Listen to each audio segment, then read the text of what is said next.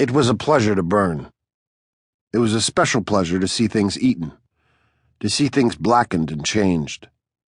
With the brass nozzle in his fists, with this great python spitting its venomous kerosene upon the world, the blood pounded in his head, and his hands were the hands of some amazing conductor, playing all the symphonies of blazing and burning to bring down the tatters and charcoal ruins of history.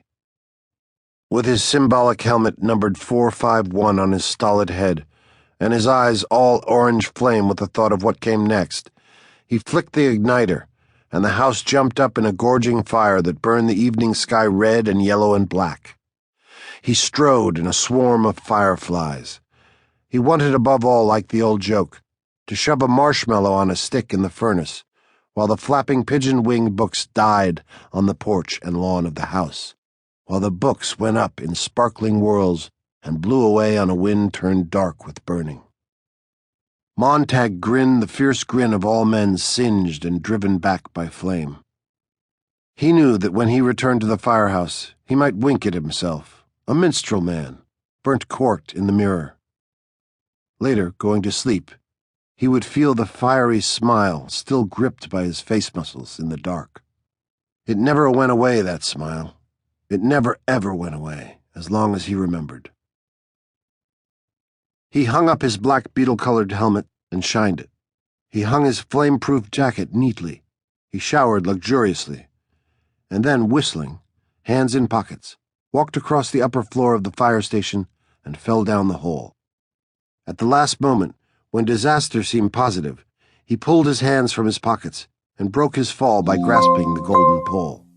He slid to a squeaking halt, the heels 1 inch from the concrete floor downstairs. He walked out of the fire station and along the midnight street toward the subway where the silent air-propelled train slid soundlessly down its lubricated flue in the earth and let him out with a great puff of warm air onto the cream-tiled escalator rising to the suburb. Whistling, he let the escalator waft him into the still night air. He walked toward the corner, thinking little at all about nothing in particular.